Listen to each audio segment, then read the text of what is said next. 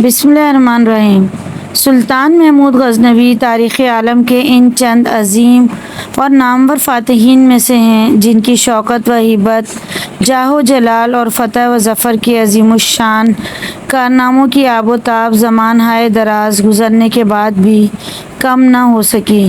آپ کی شخصیت اپنے گوناگوں اوصاف اور کمالات کی بنا پر اس قدر اتنی قداور اور بلند تھی کہ سکندر اعظم، چنگیز خان، تیمور لنگ سمیت جدید عالمی فاتحین میں بھی ممتاز نظر آتی ہے۔ بلا شبہ آپ اپنے بلند ہمتی، عدل و انصاف، حسن انتظام، علم نوازی اور رعایا پروری وغیرہ کی بنیاد پر دنیائے اسلام ہی نہیں بلکہ تاریخ انسانی کے چند فاتحین اور کشور کشاؤں میں سے ہیں جو کئی صدیوں میں پیدا ہوتے ہیں اور اپنی ہمہ جہت شخصیت سے تاریخ کے دھارے کو موڑ دیتے ہیں۔ مگر المیہ یہ ہے کہ اس عظیم فرما روا کو ہندو معتصم مورخین نے ایک مخصوص نظریے کے تحت اپنی قوم کے درمیان تواتر سے اس طرح متنازع، داغدار اور قابل نفرت بنا کر پیش کیا کہ اکثر برادران وطن آج صرف آپ کا نام سن کر ہی بدک جاتے ہیں اور ظالم، لٹیرا، قاتل اور نہ جانے کیا کیا سمجھتے ہیں۔ مگر یہ آپ کی عظمت کی بلندی کہیے کہ انہی برادران وطن کی صف سے چند وسیع النظر، فراخ دل اور انصاف پسند مورخین اٹھے اور انہوں نے آپ کی شخصیت کو تحقیق کا موضوع بنا کر نہ صرف آپ کی ذات کو مجروح کرنے والے رقیق الزامات کا پردہ چاک کیا بلکہ آپ کی عظمت کردار کے مخفی گوشوں سے اپنی قوم کو واقف کرانے کی حتی المقدور کوششیں کیں۔ ہندوستان میں مسلمانوں کی حکومت قائم کرنے کا سہرا سلطان محمود غزنوی کے سر جاتا ہے۔ انہوں نے اوپر تلے ایسے معرکے انجام دیے کہ ہندوستان میں مسلمانوں کی دھاک بٹھا کر رکھ دی۔ ان کا شمار دنیا کے عظیم فاتحین میں ہوتا ہے۔ وہ ایک بے مثل و نایاب سالار ہونے کے ساتھ ساتھ ایک عادل و انصاف پسند فرما روا تھا۔ انہوں نے سوداگروں اور دکانداروں پر نگران مقرر کر رکھے تھے اور کم تولنے اور مول تول میں گاہک کو دھوکہ دینے والوں کے سخت سزا دیا کرتے تھے۔ ان کی سب سے بڑی خوبی یہ تھی کہ وہ بڑی سختی سے اسلام کے پابند تھے۔ اس کے علاوہ پانچوں وقت کی نماز پڑھتے اور روزانہ قرآن مقدس کی تلاوت کیا کرتے تھے۔ اس کے ساتھ ساتھ بڑے شجاع اور بہادر تھے۔ خطرات میں ذرا بھی نہ گھبراتے اور میدان جنگ میں ہمیشہ اپنے لشکر کے آگے آگے ہوتے۔ وہ علماء اور شعراء کی بہترین سرپرستی کرنے والے تھے۔ تعصب اور مذہبی تنگ نظری سے اس کا دامن ہمیشہ پاک رہا۔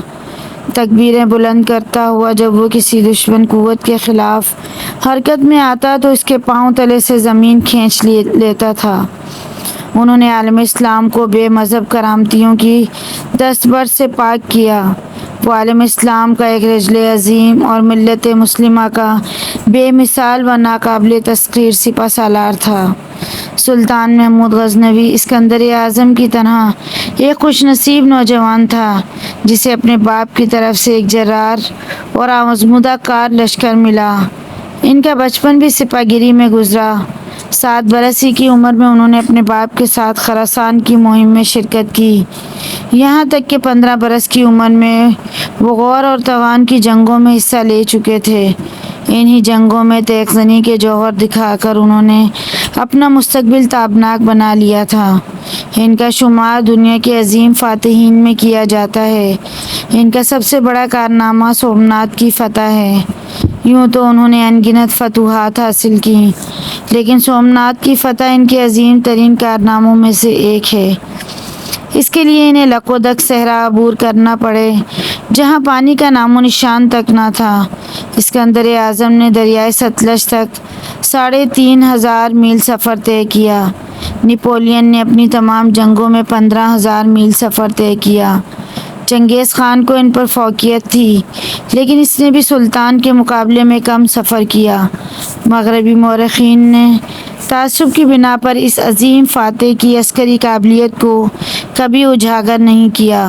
سلطان محمود کو یقیناً اپنی عسکری فتوحات کی بنا پر حضرت خالد بن ولید، حضرت عمر بن عاص، موسیٰ بن نصیر، طارق بن زیاد، قتیبہ بن مسلم، محمد بن قاصر، اسکندر اعظم، صلاح الدین ایوبی، چنگیز خان، تیمور اور نپولین کی صف میں کھڑا کیا جا سکتا ہے۔ وہ دنیا کا عظیم اور بے مثال فاتح تھا۔ کہتے ہیں کہ انہیں بھیس بدل کر اپنی رعایا کا حال جاننے کا بڑا شوق تھا۔ ایک تاریک اور گہری رات جب وہ اپنے قصر سے نکلے تو اس کے آگے آگے ان کا فراش تھا، جس کے ہاتھ میں سونے کا ایک چراغ تھا۔ جب وہ ایک مکتب کے پاس سے گزرا تو اس نے دیکھا مکتب کے اندر ایک لڑکا بیٹھا ہوا ہے۔ اس کے ہاتھ میں کتاب ہے، وہ کوئی سبق یاد کر رہا ہے۔ مکتب میں کوئی روشنی نہیں تھی، پوری عمارت گہری تاریکی میں ڈوبی ہوئی تھی۔ سبق یاد کرتے کرتے وہ بچہ اگر بھولتا تھا تو بھاگا بھاگا قریب ہی ایک بزاز کی دکان پر آتا۔ دکان میں ایک دیا جل رہا تھا اور اس دیے کی روشنی میں ہاتھ میں پکڑی ہوئی کتاب کھول کر اپنا بھولا ہوا سبق دیکھتا اور دوبارہ تاریکی میں ڈوبی ہوئی مکتب کی اس عمارت میں گم ہو جاتا۔ اس بچے کی اس حالت پر انہیں فکرمندی اور جستجو ہوئی، چنانچہ اپنے فراش کو بھیجا اور اس سے کہا، جاؤ دیکھو وہ بچہ رات کے اس وقت مکتب کی اس تاریک عمارت میں کیوں بیٹھا ہوا ہے، اور جب سبق یاد کرتے کرتے بھولتا ہے تو اس بزاز کی دکان پر آ کر دیے کے پاس کتاب کھول کر یاد کرتا ہے، پھر واپس چلا جاتا ہے، کیا معاملہ ہے؟ فراش اس بچے کے پاس گیا اور پوچھا کہ تو اس تاریکی میں ڈوبی عمارت میں بیٹھ کے کیوں پڑھتا ہے؟ اس پر بچہ فکر مند اور پریشان ہو گیا، کہنے لگا، میں ایک غریب بیوہ ماں کا بیٹا ہوں، ہمارے گھر میں دیا نہیں جلتا، غربت ایسی گہری ہے کہ اس کا ہم خرچہ ہی نہیں برداشت کر سکتے، چنانچہ رات کو میں یہاں مکتب کی عمارت میں بیٹھ کر سبق یاد کرتا ہوں، اور جب بھولتا ہوں تو یہ قریب ہی بزاز کی دکان ہے، یہاں جو دیا جلتا ہے اس کی روشنی میں کتاب کھول کر بھولا ہوا سبق دہرا کے پھر اسے یاد کرنا شروع کر دیتا ہوں۔ چنانچہ فراش نے یہی بات آ کر جب ان سے کہی تو انہوں نے اپنے فراش سے کہا، سونے کا یہ چراغ اس بچے کو دے دو اور اس کے اہل خانہ کے اخراجات آج سے میرے ذمہ ہوں گے۔ بچہ وہ چراغ لے کر خوشی خوشی چلا گیا۔ وہ اپنے فراش کے ساتھ بزاز کی دکان پر آیا اور بزاز کو مخاطب کر کے کہنے لگا، میرے عزیز، رات اتنی جا چکی ہے، اس وقت تیرے پاس گاہک کہاں سے آتا ہوگا، اور یہ تو اس وقت دکان کھولے کیوں بیٹھا ہوا ہے؟ اس پر بزاز کہنے لگا، صاحب، اس وقت گاہک کے لیے کون بیٹھتا ہے، ہم تو روز اس بچے کے لیے بیٹھتے ہیں۔ ایک روز وہ اپنے محل کی چھت پر بیٹھا میدان کا نظارہ کر رہا تھا کہ اچانک ان کی نظر ایک عجیب و غریب بازاری آدمی پر پڑی۔ انہوں نے دیکھا کہ وہ آوارہ گرد اپنے ہاتھ میں 3 پرندے لیے کھڑا تھا۔ جب اس شخص سے ان کی آنکھیں چار ہوئیں تو اس بازاری آدمی نے اپنے ہاتھ سے کچھ اشارہ کیا، چنانچہ انہوں نے فوراً اپنا منہ دوسری طرف کر لیا، مگر اپنے دل میں یہ سوچنے لگا کہ اس اشارے سے اس شخص کا کیا مطلب ہے۔ تھوڑی دیر بعد انہوں نے جب پھر اس کوچہ گروہ کی طرف دیکھا تو اس نے پھر حسب سابق ہاتھوں سے اشارہ کیا۔ اس پر ان سے رہا نہ گیا اور انہوں نے اس شخص کو بلوایا اور پوچھا، تیرے ہاتھ میں یہ پرندے کیوں ہیں اور تیرے ان اشاروں کا کیا مطلب ہے؟ اس کوچہ گرد نے جواب دیا، میں ایک جواری ہوں اور میں نے آپ کو غائبانہ طور پر اپنا شریک کر کے پھانسا پھینکا اور اس وجہ سے یہ تینوں پرندے جیتے ہیں۔ چنانچہ انہوں نے اپنے خدام کو حکم دیا کہ اس جواری سے یہ پرندے لے لیے جائیں۔ دوسرے روز وہ جواری اپنے ہاتھوں میں 2 پرندے لیے اسی طرح ان کے سامنے آیا۔ تیسرے دن وہ جواری پھر 3 پرندے لے کر آیا اور انہیں اس کی خدمت میں پیش کر کے چلا گیا۔ چوتھے روز وہ جواری پھر ان کو نظر آیا، لیکن اس روز وہ خالی ہاتھ تھا۔ اس نے یہ بھی دیکھا کہ وہ جواری بڑا غمگین، ملول اور پریشان حال محل کے نیچے کھڑا تھا۔ اس کو اس حالت میں دیکھتے ہوئے وہ خود سے کہنے لگا، معلوم نہیں آج اس جواری پر کیا بیتی ہے جو اس طرح غمگین اور ملول ہے۔ چنانچہ انہوں نے اس کوچہ گر جواری کو اپنے پاس بلایا، اس کا حال پوچھا۔ اس پر جواری کہنے لگا، آج میں نے بادشاہ کی شراکت سے 1000 دینار کی بازی لگائی، لیکن بدقسمتی سے پانسا میرے خلاف پڑا اور میں یہ رقم ہار گیا۔ اس پر وہ نیک دل حکمران مسکرایا اور اپنے دربان کو یہ حکم دیا کہ اس جواری کو 500 دینار دے کر رخصت کر دو، اور جواری سے کہا جب تک میں خود موجود نہ ہوں اب تم میری غائبانہ شراکت میں بھی جوا نہ کھیلنا۔ جوئے سے منع کرنے والا یہ عالم اسلام کا عظیم حکمران سلطان محمود غزنوی تھا، اور اسی سلطان محمود غزنوی کے خلاف انہی دنوں لاہور میں ایک بہت بڑی سازش تیار کی جا رہی تھی، جس کے تحت سلطان کو اس کی حکومت سے محروم کرنے اور ان کے علاقوں پر قبضہ کرنے کی تیاری ہو رہی تھی۔ یہ تیاری راجہ جے پال کے ہاں ہو رہی تھی، جو پنجاب کا حاکم تھا اور لاہور اس کا مرکزی شہر تھا، اس لیے کہ ان دنوں راجہ جے پال کی ایک بیٹی کی سگائی طے ہو رہی تھی، اور اس سگائی میں حصہ لینے کے لیے دور و نزدیک کے سارے ہی راجہ اپنے اپنے اہل خانہ، سالاروں اور محافظ دستوں کے ساتھ لاہور میں جمع ہو رہے تھے۔ پنجاب کے راجہ جے پال کی 2 بیٹیاں تھیں، ایک کوشل دیوی، دوسری کاشی کماری۔ کاشی کماری بڑی، کوشل دیوی چھوٹی تھی، مگر دونوں ہی ابھی نوعمر اور نابالغ تھیں۔ بڑی بیٹی کاشی کماری کی سگائی بھٹنڈا کے راجہ پرم دیو کے بیٹے راج کنور سے لاہور میں طے پا گئی تھی۔ جب اس تقریب سے فراغت ہو گئی تب سب راجہ رخصتی سے پہلے راجہ جے پال اور اس کے بیٹے انت پال کے ہاں جمع ہوئے۔ اس موقع پر سب سے پہلے گفتگو کا آغاز بھٹنڈوں کے راجہ پرم دیو نے کیا اور جے پال کو مخاطب کر کے کہنے لگا، میں نے سنا ہے کہ تم غزنی کے حکمران محمود کے خلاف حرکت میں آنا چاہتے ہو، اور اس کے باپ کے ہاتھوں جو تمہیں 2 بار شکست کا سامنا کرنا پڑا، اس کا بدلہ اور انتقام لینا چاہتے ہو۔ بھٹنڈا کے راجہ کے ان الفاظ کے جواب میں جے پال مسکرایا اور کہنے لگا، تمہارا کہنا درست ہے، میں ہر صورت میں اپنی گزشتہ شکستوں اور ناکامیوں کا انتقام لوں گا، اور اب حالات نے ایسا پلٹا کھایا ہے کہ غزنی کے نئے حکمران محمود سے انتقام لینا میرے لیے آسان ہو گیا ہے، اس لیے کہ یہ ابھی جنگ کا اتنا وسیع تجربہ نہیں رکھتا، لہٰذا انہیں اپنے سامنے زیر کرنا میرے لیے آسان اور سہل ہو جائے گا۔ جے پال جب خاموش ہوا تب بھٹنڈا کا راجہ پرم دیو پھر بول اٹھا، اگر ضرورت ہو تو میں اپنے بیٹے راج کنور کی کمانداری میں ایک لشکر سے تمہاری طرف بھیج دوں گا، جو غزنی کے نئے حکمران محمود کے خلاف تمہاری مدد کرے گا۔ اس پر راجہ جے پال نے نفی میں گردن ہلائی، کہنے لگا، نہیں، اس کی ضرورت نہیں ہے، میں غزنی کے نئے حکمران محمود کے مقابلے میں ایسا لشکر لے کر جاؤں گا، ایسا بڑا لشکر انہوں نے کیا، ان کے باپ نے بھی اپنی زندگی میں نہ دیکھا ہوگا، اور اس لشکر کے ذریعے میں غزنی کے نئے حکمران محمود کو اپنے سامنے ہر صورت میں جھکنے پر مجبور کر دوں گا۔ اس موقع پر وہاں جمع ہونے والے دوسرے راجاؤں نے بھی سلطان محمود غزنوی کے خلاف راجہ جے پال کو اپنی مدد کی پیشکش کی، لیکن جے پال نے سب کا شکریہ ادا کیا اور کہنے لگا، میں اب اس قابل ہوں کہ غزنوی کے حکمرانوں سے اکیلا نمٹ سکوں۔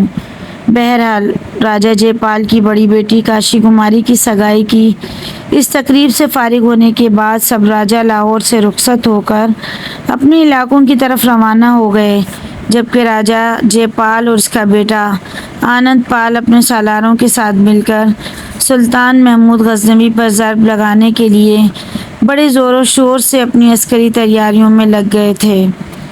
ایک روز راجہ جے پال، اس کا بیٹا آنند پال، دوسرے بیٹوں دیو پال اور روپ پال کے علاوہ اس کے سالاروں میں سے بھیشم چندر، پندم گپت اور کبھی راج بیٹھے اپنی جنگی تیاریوں سے متعلق گفتگو کر رہے تھے۔ یہ گفتگو کافی دیر تک جاری رہی، یہاں تک کہ جب یہ گفتگو ختم ہوئی اور سب راجہ جے پال کے پاس سے اٹھ کر چلے گئے تب راجہ جے پال اکیلا رہ گیا۔ تو جس کمرے میں یہ مشاورت ہو رہی تھی، اس کمرے کے دروازے پر راجہ جے پال کی بڑی بیٹی کاشی کماری نمودار ہوئی۔ یہی کاشی کماری تھی جس کی سگائی چند دن پہلے بھٹنڈا کے راجکمار راج کنور کے ساتھ طے پائی تھی۔ کمرے کے دروازے پر اسے دیکھتے ہی راجہ جے پال بڑی محبت اور الفت سے اسے مخاطب کر کے کہنے لگا، میری بچی، تو دروازے پر کیوں کھڑی ہو گئی؟ اندر آ، کیا تجھے مجھ سے کوئی اہم کام ہے؟ اس پر کاشی کماری مسکراتی ہوئی آگے بڑھی، اپنے باپ کے پہلو میں بیٹھ گئی۔ جے پال نے اس کے سر اور شانوں پر شفقت بھرا ہاتھ پھیرا، پھر اسے مخاطب کر کے کہنے لگا، کیا بات ہے بچی، تیری حالت بتاتی ہے کہ تو مجھ سے بہت کچھ کہنا چاہتی ہے۔ راجا جے پال کے ان الفاظ پر کاشی کماری نے پہلے ایک گہری نگاہ راجا جے پال پر ڈالی، پھر کہنے لگی، پتا جی، میں ایک انتہائی اہم موضوع پر آپ سے گفتگو کرنا چاہتی ہوں، پر ڈرتی بھی ہوں کہ آپ کہیں ناراض نہ ہو جائیں۔ کاشی کماری یہیں تک کہنے پائی تھی کہ اسی لمحہ جے پال کی بیوی رانی پدمانی بھی اس کمرے میں داخل ہوئی، اور آگے بڑھ کر جب وہ راجا جے پال کے پہلو میں بیٹھ گئی، تب راجا جے پال اسے مخاطب کر کے کہنے لگا، ابھی میری بیٹی کاشی کماری آئی ہے اور کہہ رہی ہے یہ کسی اہم موضوع پر مجھ سے گفتگو کرنا چاہتی ہے۔ اس پر پدماوتی مسکرائی اور کہنے لگی، جس موضوع پر یہ گفتگو کرنا چاہتی ہے، اس موضوع پر پہلے ہی یہ مجھ سے بات کر کے آئی ہے۔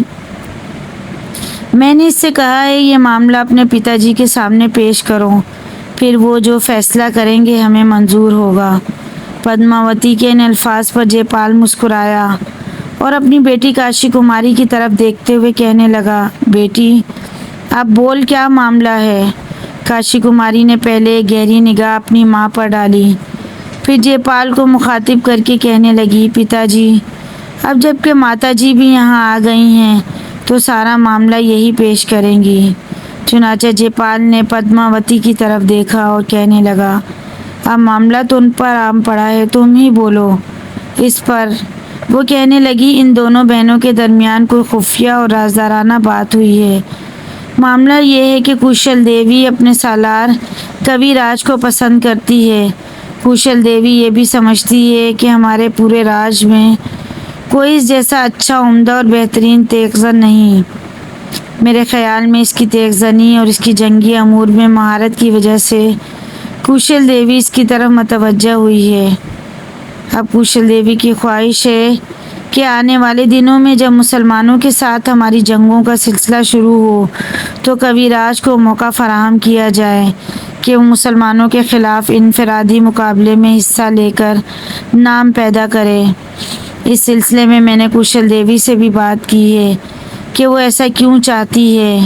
چنانچہ اس کی وجہ بیان کرتے ہوئے کہنے لگی کہ وہ دو وجوہات کی بنا پر ایسا کرنا چاہتی ہے۔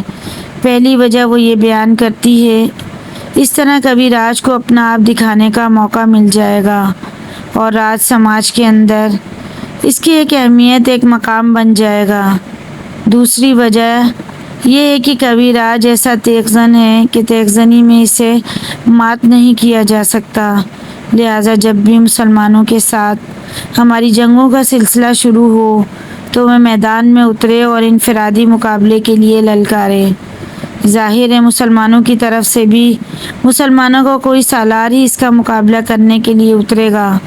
جب کوی راج اس پر غالب رہے گا، اس طرح کئی انفرادی مقابلوں کے بعد کوی راج کے ہاتھوں مسلمانوں کے بہت سے سالار مارے جائیں گے۔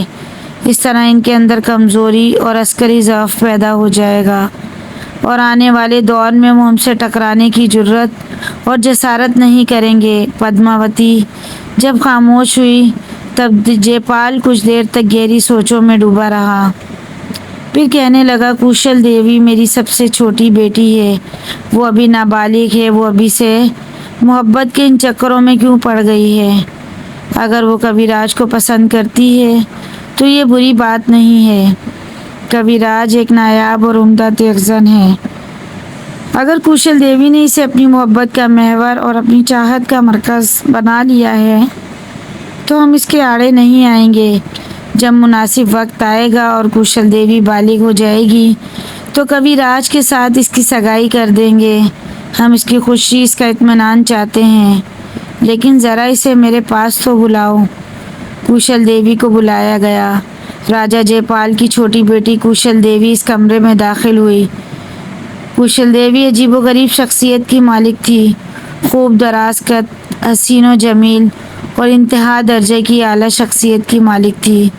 اس نے آہستہ آہستہ چلتے، گردن جھکائے اپنی ماں کے پہلو میں بیٹھنا چاہا۔ اس موقع پر راجا جے پال بڑے غور سے اس کی طرف دیکھتے ہوئے مسکرا رہا تھا۔ فوراً بول پڑا، وہاں نہیں بچی، یہاں میرے پاس آ کر بیٹھ۔ اسی طرح گردن جھکائے کوشل دیوی اپنے باپ راجا جے پال کے پہلو میں بیٹھ گئی۔ جے پال نے اس کے شانے پر ہاتھ رکھا، پھر کہنے لگا، تیرے متعلق ساری تفصیل تیری ماتا نے مجھے بتا دی ہے۔ اگر تو واقعی کبیراج کو پسند کرتی ہے تو تجھے پریشان اور فکر مند ہونے کی ضرورت نہیں ہے۔ میری بچی، میں جانتا ہوں تو خود بہت اچھی تیز زن، عمدہ قسم کی شہسوار اور حرب و ضرب کے امور میں مہارت رکھتی ہے، اس لیے تو نے اپنی پسند کا مرکز بھی ایسے ہی سالار کو بنایا ہے جو تیز زنی میں لاجواب ہے۔ میں تیرے انتخاب کی داد دیتا ہوں، تجھ سے وعدہ کرتا ہوں کہ جب تو بالغ ہو جائے گی تو میں تجھے کبیراج کے ساتھ بیاہ دوں گا۔ یہ وعدہ میں تجھے تیری ماں اور تیری بڑی بہن کاشی کماری کی موجودگی میں دے رہا ہوں، اور اس وعدے سے کوئی پھرنے والا نہیں ہے۔ جہاں تک تمہارا یہ خیال ہے کہ آنے والی مسلمانوں کے خلاف جنگوں میں کبیراج کو انفرادی مقابلے میں استعمال کیا جانا چاہیے، تو تیری اس تجویز کو بھی میں نے خوب پسند کیا۔ کبیراج یقیناً تیز زنی کے انفرادی مقابلوں میں کسی سے مات نہیں کھائے گا، اور اس طرح ایک کے بعد دوسرے اور دوسرے کے بعد تیسرے مسلمان سالار کو اگر کبیراج اپنے سامنے زیر کر کے ان کی گردن کاٹتا رہے تو یقیناً مسلمانوں کی عسکری طاقت میں ضعف اور کمزوری آ جائے گی، اور وہ ہمارے سامنے جھکنے پر مجبور ہو جائیں گے۔ یہاں تک کہنے کے بعد راجا جے پال جب خاموش ہوا، تب آہستہ آہستہ اپنا سر اٹھاتے ہوئے حسین اور خوبصورت کوشل دیوی نے اطمینان بھری مسکراتی ہوئی ایک نگاہ اپنے باپ پر ڈالی، دھیمے لہجے میں اس کا شکریہ ادا کیا۔ اس کے بعد راجا جے پال اپنی جگہ پر اٹھ کھڑا ہوا اور کہنے لگا، اب تم تینوں ماں بیٹی جاؤ، میں مستقر کی طرف جانے لگا ہوں تاکہ اپنی عسکری تیاریوں کا جائزہ لوں۔ اس کے ساتھ ہی وہ تینوں ماں بیٹی نکل گئیں، جبکہ تھوڑی دیر بعد راجا جے پال بھی اپنے قصر سے نکل کر اپنے مستقر کا رخ کر رہا تھا۔ مزید اقساط کے لیے چینل کو ضرور سبسکرائب کریں۔ ویڈیو پسند آئے تو لائک، شیئر، کمنٹ ضرور کیجیے۔